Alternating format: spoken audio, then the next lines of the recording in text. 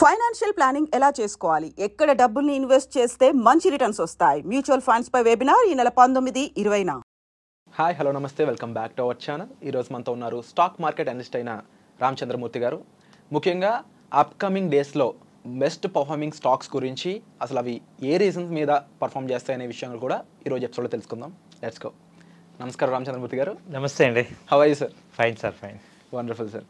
So జనరల్గా stocks అనేవి అంటే ఈక్విటీ మార్కెట్ వాలటాలిటీ గురించి అందరికీ తెలిసిందే. తెలియని వాళ్ళకి ఏంటంటే హై అప్స్ అండ్ డౌన్స్ అనేవి ఉంటూ ఉంటాయి మార్కెట్లో. అవునండి. సో అప్కమింగ్ ఫ్యూ మంత్స్లో, మేబీ నెక్స్ట్ 2-3 మంత్స్లో బెస్ట్ పర్ఫార్మింగ్ స్టాక్స్ ఏవై ఉండొచ్చు, ఏ సెక్టార్కి సంబంధించినవి ఉండొచ్చు, ఎలాంటి ఫ్యాక్టర్స్ వాటిని ఇంప్లిమెంట్ చేస్తుంటాయి, ఇంపాక్ట్ చేస్తుంటాయి? Excellent question sir. ఎందుకంటే స్టాక్ మార్కెట్లో నాకున్న ఆల్మోస్ట్ 18 years ఎక్స్పీరియన్స్ ఉంది. సో ఇప్పుడు మార్కెట్స్ ఆల్ టైమ్ హైస్లో ఉన్నాయి. మొన్న లాస్ట్ వీక్ ఫాల్ అయినాయి కొంచెం కరెక్షన్స్ లాగా. సో ఇలాంటి టైంలో బెస్ట్ స్టాక్స్ ఏమున్నాయి అనేది మేము రీసెర్చ్ చేసి మీకు ఒక అప్డేట్ ఇస్తున్నాం. ఇదేంటంటే ఓన్లీ ఫర్ ఎడ్యుకేషనల్ పర్పస్ కోసం తీసుకోండి. మీరు కూడా అడ్వైస్ తీసుకొని మీరు డెసిషన్ తీసుకోవాల్సిందిగా కోరుచున్నాం. ఫస్ట్ ఏంటంటే ఇది ఓలా ఎలక్ట్రికల్ మొబిలిటీ. ఇది ప్రజెంట్ 100 రూపీస్ అలా ఉంది.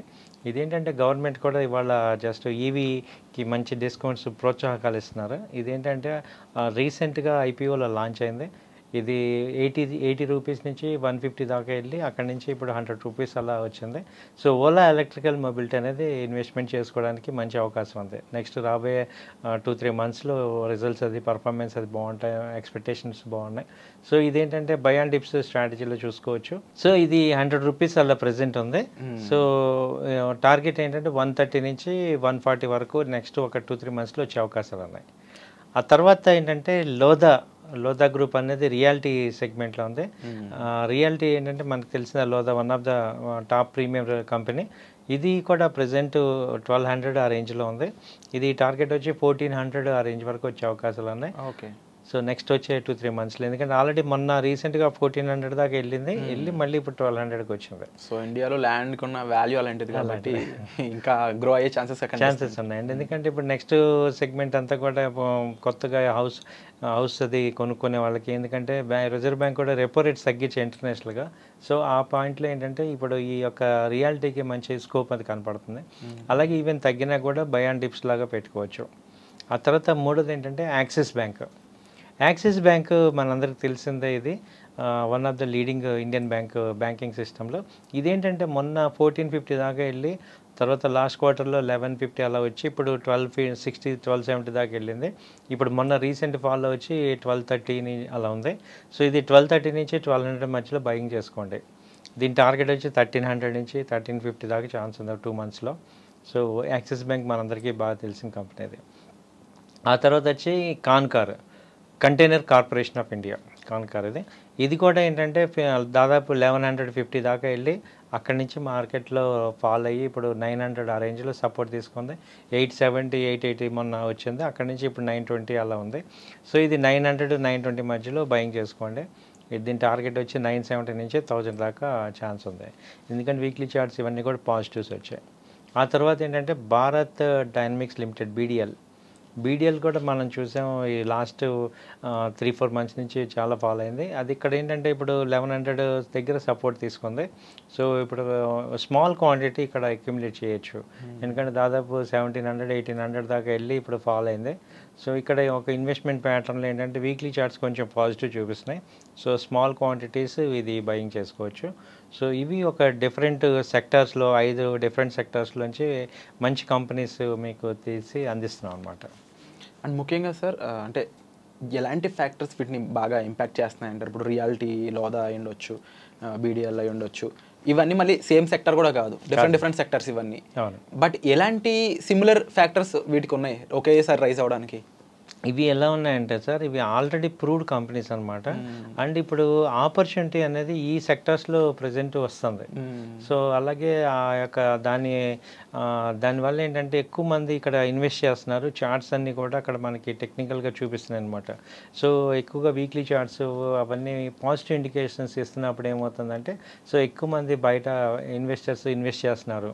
అంటే మనకి రీటైలర్స్కి ఇన్వెస్ట్ చేసే లోపే ఆల్రెడీ హెచ్ఎన్ఐస్, ఎఫ్ఐఎస్, డిఎస్ వీళ్ళందరూ ఇన్వెస్ట్ చేస్తారు కదా, వాళ్ళ యొక్క ఇంపాక్ట్ ఇక్కడ కనపడుతుంది ఈ కంపెనీస్లో. బికాజ్ ఫండమెంటల్గా ఇప్పుడు మనం యాక్సిస్ బ్యాంక్ తీసుకున్నాం, ఇంట్రెస్ట్ రేట్లు తగ్గుతున్నాయి అనేది ఆల్రెడీ తెలిసిన విషయమే. దాని ఇంపాక్ట్తోనే రియాలిటీ ఉంది. అలాగే ఇప్పుడు మనం బీడీఎల్ కానీ కంటైనర్ కార్పొరేషన్ కానీ ఇవన్నీ ఏంటంటే ఆల్రెడీ బాగా ఫాలో అయిన సెక్టర్స్, పీక్ సెక్టర్స్లో ఒకసారి ఆల్రెడీ బాగా పెరిగి ఇప్పుడు తగ్గాయి. ఇప్పుడు ఏంటంటే ఎప్పటికప్పుడు ఏమవుతుందంటే ఈ బుల్ మార్కెట్లో ఈ యొక్క పీపుల్ యొక్క మైండ్ షిఫ్ట్ అవుతూ ఉంటుంది, సెక్టర్ షిఫ్టింగ్ అవుతూ ఉంటుంది. అలా ఎప్పుడైతే తగ్గిన సెక్టర్ ఉందో బాగా తగ్గినప్పుడు ఇన్వెస్టర్స్ అందరూ కూడా దానికి షిఫ్ట్ అవుతుంటారు.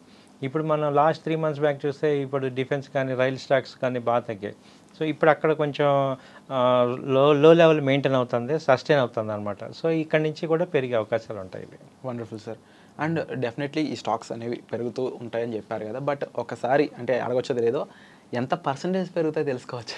డెఫినెట్గా సార్, ఇది కనీసం ఏంటంటే 7% నుంచి 10% మధ్యలో ఒక 2 monthsలో వచ్చే అవకాశాలు కనపడుతున్నాయి సార్. మినిమం 7 to 10% వస్తుంటాయి. తర్వాత ఏంటంటే మనకి ప్రాఫిట్ అనేది ఎప్పుడు కూడా తగ్గినప్పుడు ఏదైనా షేర్ వాల్యూ లోలో కొంటేనే హైలో అమ్మితే ప్రాఫిట్ వస్తాయి. అవును, ఆఫ్ కోర్స్. సో ఇప్పుడు నేను చెప్పిన కంపెనీలు అన్నీ కూడా లోలో ఉన్నాయి, అండ్ టర్న్ అరౌండ్ అవుతున్నాయి. రైట్ టైం కొనడానికి ఇది ఇన్వెస్ట్ చేసుకోవడానికి మనం రైట్ టైం. అండ్ ఇంకొక డౌట్ ఏంటంటే సార్, ఇప్పుడు similar industries for example Lodha అనుకుని ఇంకోటి అనుకున్నా, వాటిలో ఉన్న సిమిలర్ ఇండస్ట్రీస్లో అదర్ కంపెనీస్కి ఆ ఛాన్స్ లేదంటారా? ఛాన్స్ లేదంటారంటే డెఫినెట్గా ఉన్నాయండి. ఇప్పుడు అయితే ఏంటంటే వాటన్నిటిలోనూ ఇండస్ట్రీ పీర్స్లో ఉన్నట్టులో బెస్ట్ తీసుకున్నాం. ఇప్పుడు ప్రెస్టేజ్ ఉంది, అలాగే గోద్రేజ్ ప్రాపర్టీస్ ఉన్నాయి, అవన్నీ కూడా కొంచెం హై లెవెల్కి వెళ్ళాయి. వెన్ కంపేర్డ్ విత్ దట్ ఇప్పుడు లోదా బాగుందన్నమాట. సో అది ఈ సిమిలర్ కంపెనీస్ అన్నిటికీ ఛాన్స్ ఉంది. సో ఇది వాటిల్లో బాగా కొంచెం ఫాస్ట్ గ్రోయింగ్ ఏది ఉందని చెక్ చేస్తున్నాం అన్నమాట. ఇక ఓవరాల్గా వీటిని ఇంపాక్ట్ చేస్తున్న ఇంటర్నేషనల్ ఫ్యాక్టర్స్, ఇజ్రాయెల్ ఇష్యూ కూడా నడుస్తూ ఉంది, దాని మీద మీరు ఇచ్చే క్లారిటీ ఏంటి? ఇజ్రాయెల్ ఇరాన్ రీసెంట్గా నిన్నటి నుంచి అన్ఎక్స్పెక్టెడ్గా వచ్చిన ఇంపాక్ట్ ఇది. సో దీనికి ఇజ్రాయెల్ కనుక మళ్ళీ కౌంటర్ అటాక్ ఇచ్చిన అయితే ఏంటంటే ఇది మళ్ళీ ఆల్రెడీ ఇది ఒక న్యూస్ డిస్కౌంటెడ్ అయిపోయింది. ఓకే, 2-3 రోజులు ఎఫెక్ట్ ఉంటుంది దీనికి. కాకపోతే ప్రత్యక్షంగా ఇండియాకి పెద్ద ఎఫెక్ట్ ఏమి ఉండదు.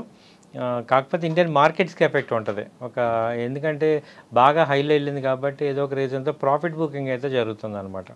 ప్రాఫిట్ బుకింగ్ జరగటం వల్ల ఏమవుతాయంటే ఈ కంపెనీస్ ఆల్రెడీ డౌన్ అయ్యాయి కాబట్టి ఇంకా డౌన్ అయ్యే ఛాన్సెస్ తక్కువ ఉంటాయి. వెన్ కంపేర్డ్ విత్ అదర్ హైగా బాగా పెరిగిన కంపెనీస్ ఎక్కువ ఫాలో అవుతాయి. ఆల్రెడీ డౌన్ అయిన కంపెనీసే మనం సెలెక్ట్ చేస్తాం కాబట్టి ఇక్కడ ఫాలో అయ్యే ఛాన్సెస్ తక్కువ ఉంటాయి. బట్ బై అండ్ డిప్స్గా మనం పెట్టుకోవచ్చు, ఎందుకంటే ఇండియన్ మార్కెట్కి పెద్ద ఎఫెక్ట్ ఏమి లేదనిపిస్తుంది. ఓకే, మార్కెట్ కరెక్షన్లో కొంత వచ్చినా కానీ ఎందుకంటే మనం డైరెక్ట్గా ఏమీ యుద్ధం చేయట్లేదు, అలాగే మన ఇండియన్ గవర్నమెంట్ స్టేబుల్ స్ట్రాంగ్గా ఉంది కాబట్టి మన ఇండియన్ పాలసీలన్నీ కూడా జీడిపి బాగుంది, అలాగే ఎకనామిక్ అంతా గ్రోత్ ఉంది కాబట్టి మనకి పెద్దగా ఎఫెక్ట్ అవ్వదు. బట్ వాళ్ళతో పాటు కొంత మార్కెట్ ఫాల్లో మనది కూడా ఉంటుంది. బట్ పుల్ బ్యాక్ అయితే మనకి ఎక్కువ ఫాస్ట్గా వచ్చేస్తుంది. అండ్ కమింగ్ 2 months కాకుండా వీటి గ్రోత్ ఈ ఇయర్ లాంగ్ ఎలాగ ఉంటుంది? ఇంకా 3 months ఉంది ఇయర్ ఎండ్కి, లేకపోతే ఫైనాన్షియల్ ఇయర్ ఎండ్కి ఇంకా ఒక 6 months అనుకుందాం పోనీ. ఆ రకంగా చూసుకుంటే ఈ 6 monthsలో కూడా ర్యాపిడ్ గ్రోత్ ఉండే స్కోప్ ఉందంటారా, లేదంటే ఒక సైమల్టేనియస్ గ్రోత్గా ఏమైనా వెళ్ళే ఛాన్స్ ఉందంటారా? డెఫినెట్ సార్, మంచి క్వశ్చన్. ఇప్పుడు వీటిల్లో ఏం చేయొచ్చు అంటే ఒక ఇన్వెస్ట్మెంట్ ఓరియంటెడ్గా చేసుకుంటూ కొన్ని షేర్లు రొటేట్ చేసుకోవటం ద్వారా వీళ్ళు లాంగ్ టర్మ్ గెయిన్ చేయొచ్చు, షార్ట్ టర్మ్ గెయిన్ కూడా చేయొచ్చు. ఎందుకంటే మీరు బీడీఎల్ తీసుకోండి, దాదాపు 1700 నుంచి ఇప్పుడు 1100 వచ్చింది. ఇప్పుడు ఎంత పొటెన్షియల్ పైకి ఉంది ఒకసారి రివర్సల్ అయితే. సో ఒక 1 year ఉంచుకుంటానంటే మళ్ళీ ఆ లెవెల్కి, ఎందుకంటే ఆ డిఫెన్స్ ఆర్డర్స్ అన్నీ అలాగే ఉన్నాయి. ఇప్పుడు గవర్నమెంట్ ఎటు వీళ్ళకి ఇవ్వాల్సిన ఆర్డర్స్ ఇప్పుడు ఈ బడ్జెట్లో కూడా అంతే ఇచ్చింది. అయితే ఇప్పుడు ఏంటంటే ఇన్వెస్టర్స్ షిఫ్ట్ అవటమే, ఇంట్రెస్ట్ ఇటు షిఫ్ట్ అవ్వలేదు కాబట్టి ఇది ఉంది. కానీ కంపెనీ పర్ఫార్మెన్స్ బ్యాడ్ అయ్యి ఇక్కడ తగ్గలేదు. సో నార్మల్గా షిఫ్టింగ్ రొటేషన్ అవటం వల్ల తగ్గింది, కానీ ఓన్లీ పర్ఫార్మెన్స్ బాగాలేకపోవటం లేదా ఇదిలా ఏం లేదు. అందుకని వీటిని ఏంటంటే లాంగ్ టర్మ్ పాయింట్ ఆఫ్ వ్యూలో కూడా మంచి ఇన్వెస్ట్మెంట్కి అవకాశాలు ఉన్నాయి. ఇప్పుడు ఓలా ఉంది, ఇది ఎక్సలెంట్. మేము ఎక్స్పెక్ట్ చేసేది ఒక 3-4 years హోల్డ్ చేస్తే ఇది 600-700 దాకా కూడా వెళ్తుంది. సో అలాంటి కంపెనీలో మనం షార్ట్ టర్మ్ చెప్తున్నాం, బట్ కొన్ని షేర్లు మనం హోల్డ్గా లాంగ్ టర్మ్ కూడా హోల్డ్ చేయొచ్చు. ఇవి ఇబ్బంది లేదు. సో వండర్ఫుల్ ఇన్ఫర్మేషన్ ఇచ్చారు సార్. డెఫినెట్లీ వీటి పర్ఫార్మెన్స్ అనేది అప్కమింగ్ డేస్లో మనం చూస్తాను. అండ్ డెఫినెట్లీ మీకు ఎటువంటి డౌట్స్ ఉన్నా డిస్ప్లే అవుతున్న నెంబర్స్ కాల్ చేసి సార్ యొక్క మీరు గైడెన్స్ అనేది తీసుకోవచ్చు. సో వచ్చే ఎపిసోడ్లో మళ్ళీ కలుద్దాం. Thank you so much. Thank you అండి. నమస్తే అండి.